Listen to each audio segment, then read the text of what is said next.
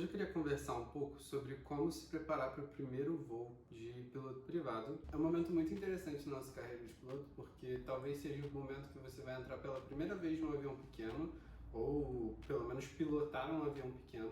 E hoje eu queria falar como se preparar bem e conseguir aproveitar o máximo que você pode desse voo. Oi gente, eu sou o Bernardo, eu sou professor de música e piloto de avião nas horas vagas. Agora eu estou no meio do meu curso de piloto comercial e eu vou falar um pouquinho hoje sobre como foi meu primeiro voo e algumas dicas para vocês que vão voar a primeira vez, então eu espero que seja útil. Então o primeiro tópico que é interessante a gente abordar é sobre você saber ler as cartas de avião, tá?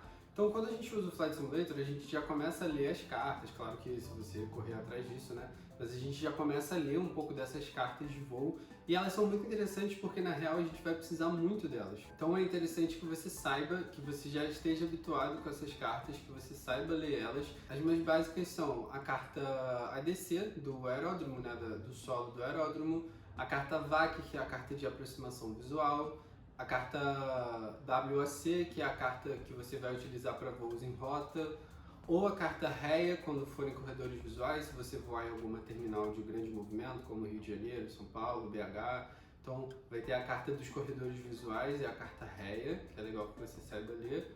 E basicamente são essas assim que a gente usa para o curso de piloto privado. Aí existem algumas, tipo a carta PDC, que é a carta de posicionamento do pátio, e essas coisas mais que você precisa saber ler mesmo são essas: a ADC, a VAC, a WAC e a REA do lugar que você for voar, caso tenha REA. E aí uma forma mais específica da gente pensar sobre isso é você conhecer as cartas do local que você vai voar. Então você precisa saber ler as cartas de forma geral e você precisa reconhecer as cartas daquele local. Na carta VAC você conseguir entender tudo o que está acontecendo ali em volta do aeródromo, quais são as montanhas, quais são as diferenças, se tem estrada, se tem ferrovia. É legal que você já esteja habituado à carta do local. E aí, estendendo essa ideia, você precisa conhecer um pouquinho da região. O aeroclube que eu voei, que é o aeroclube de Juiz de Fora, eles dão no MGP, que é o Manual Geral de Procedimentos da escola. Toda escola vai te dar o MGP e o SOP. O MGP, no final, já tinha lá uma carta, que nem é uma carta de aviação mesmo, é uma carta mais para você se localizar em relação a Juiz de Fora. Eu nunca tinha voado em Juiz de Fora, na verdade eu nunca tinha ido para Juiz de Fora. Foi muita novidade para mim, no sentido de eu conseguir me localizar voando ali, entender onde eram cada coisa. Algumas manobras no início do piloto privado precisam ser feitas em locais que tenham mais diferenças ou que tenham menos pessoas, ou enfim.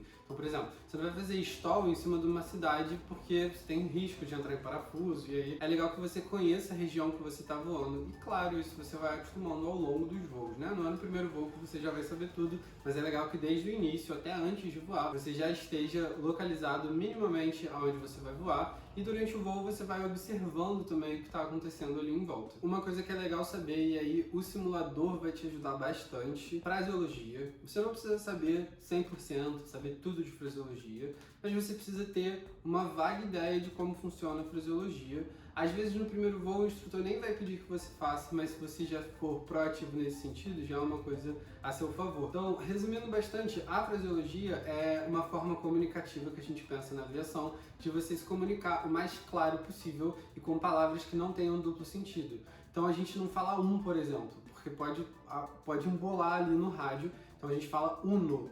E aí, 6 também pode confundir com 3, então a gente fala meia dúzia. Então existem várias coisinhas dentro da linguagem da aviação que a gente precisa adaptar para você conseguir se comunicar. Porque imagina que o rádio, quando a gente usa no avião, ele não é 100% claro. É legal que a gente já se adapte antes até dos voos a você falar de forma clara na fraseologia. E aí tem padrões para você falar a sua posição, a sua aeronave, aonde você vai, aonde você está, qual altitude e tal. Então é legal que você já tenha uma vaga ideia de como isso funciona, porque isso já vai te ajudar também no primeiro voo. Uma forma de treinar isso, como eu disse, é simulador de voo nas redes online como VATSIM, Ival, porque basicamente você conecta com pessoas que vão estar ali para te ajudar na fraseologia, e vocês fazem a fraseologia, uma pessoa como controlador e você como avião, ou se você quiser como controlador também. Eu adoro ficar de controlador. É legal para você treinar online, porque você treina na prática ali. Você vê o avião fazendo as coisas, você pede autorização e você faz a autorização. No simulador dá para ajudar de uma forma um pouco mais prática, entre aspas.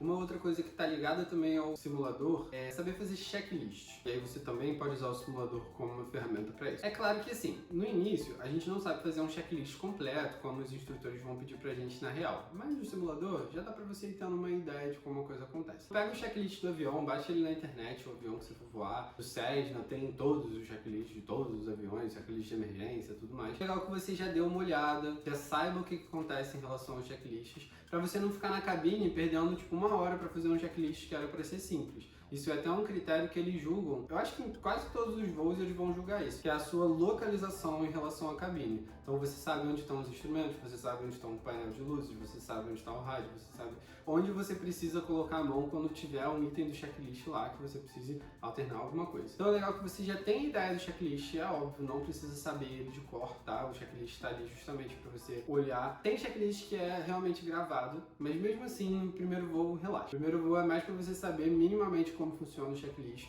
e você conseguir fazer durante o voo. O instrutor já vai deixar você fazer, então é uma coisa legal. Ah, e um detalhe legal, tem instrutor que vai deixar você voar, tem instrutor que não vai deixar tanto, tem instrutor que vai deixar você decolar, tem instrutor que não vai deixar você decolar. Eu conheço instrutores que só deixam os alunos fazerem curvas, que são as primeiras missões que a gente vai fazer no piloto privado. Eu, por exemplo, decolei e pousei acompanhado ali com o instrutor pousando junto comigo no primeiro voo. Depende do instrutor, mas se você causar uma boa impressão nele, você já ganha alguns pontinhos extras para você conseguir voar. Um detalhe que pode parecer bobo, mas é uma coisa que vai fazer alguma diferença no seu voo, é usar roupas confortáveis. Vou desenvolver um pouquinho. Nos aviões pequenos, normalmente eles não têm ar-condicionado. Eles têm algumas entradas de ar para o ar que está vindo lá de fora. Nos primeiros voos a gente não vai voar tão alto assim. Eu já voei, por exemplo, num voo de Juiz de Fora pro Rio e botei casaco, porque a gente estava bem alto, estava frio. Mas no caso dos primeiros voos, que são voos locais, a gente vai fazer eles baixos, a gente não sobe tanto pro ar dar essa refrescada toda. Então acaba que a gente vai passar calor. A gente vai pegar bastante sol, o avião não refrigera tanto o ar ali, então você vai passar calor. Se a escola permitir, né, se o uniforme permitir, você pode ir de bermuda, que ajuda, ou sem casaco nem nada, uma camisa mais soltinha, mais fresquinha, que é legal. E principalmente um sapato legal, tá? Um sapato que esteja legal no seu pé. Nada muito solto, não inventa de ir com chinelo, não pode. Bota um sapato legal, por quê? Nos alguns aviões que eu vou, os pedais eles esquentam um pouco, eu acho que pela proximidade ali com o motor ou alguma coisa assim. E às vezes isso incomoda, pelo menos pra mim incomoda um pouco. Então é legal que vocês tenham um sapato maneiro pra vocês conseguirem voar de boa.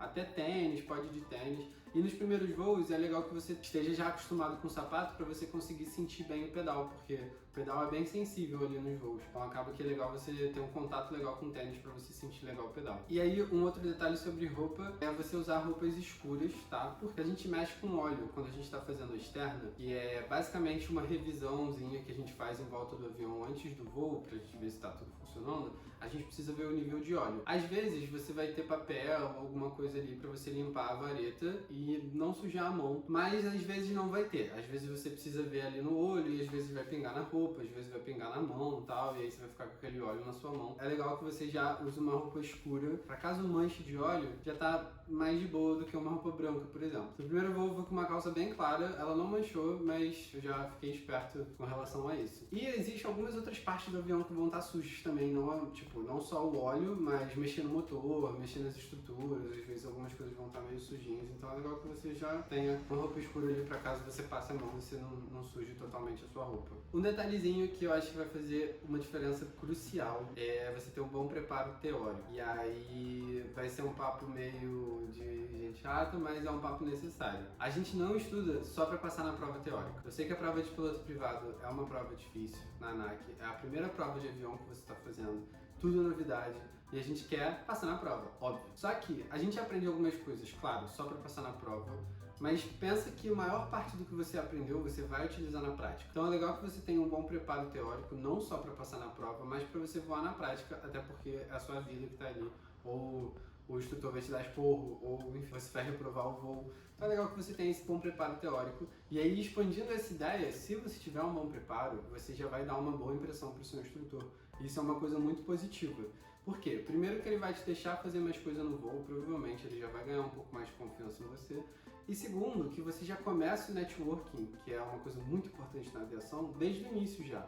Então você já começa a causar uma boa impressão nos instrutores que você está voando, e aí a galera já fica mais esperta de tipo assim, pô, é um cara que a gente pode confiar. Então você já causa uma boa impressão para as pessoas que você está voando e para os instrutores, e aí vão ser contatos futuros que você vai utilizar às vezes para arrumar um trabalho. O último ponto que eu queria comentar é sobre ter humildade. Então, quando a gente está lá voando, a gente está aprendendo, a gente está num ambiente novo, mesmo que você já tenha voado, que você já conheça alguém e já tenha pego um avião, alguma coisa assim, a gente está lá para aprender. Então, eu acho que esse é o ponto de partida. Para a gente aprender qualquer coisa, a gente precisa primeiro ter a humildade para entender e se entender no processo também. Então, eu acho que é legal conhecer algumas pessoas mais desumildes e é o papo do networking também, que você já acaba cortando algumas pessoas que você poderia conhecer e poderiam te indicar, porque você é um cara que se acha, um cara não muito confiável e um cara que já sabe de tudo. Então, eu acho que a postura ideal é sempre uma postura de aluno, de se entender no processo, você está ali para aprender, que a gente não sabe de tudo, a gente nunca vai saber de tudo. Existem situações adversas quando a gente está voando. Às vezes você vai desviar de pássaro, às vezes vai ter uma wind shear, às vezes o tempo vai estar ruim, vocês vão ter que descer, vai começar uma chuva no meio do voo. Isso acaba te segurando no processo de aprendizagem, isso acaba impedindo que você aprenda mais coisas por causa da sua postura. Então o legal é sempre estar apto a aprender coisas novas e, enfim, curtir o voo. Então é basicamente isso que eu tenho para falar hoje. Eu espero que vocês tenham gostado. Espero que vocês tenham um ótimo primeiro voo. E comenta aí depois o que você achou do seu primeiro voo e tudo mais. Deixa um like, compartilha com quem você acha que esse vídeo vai ser interessante. Valeu!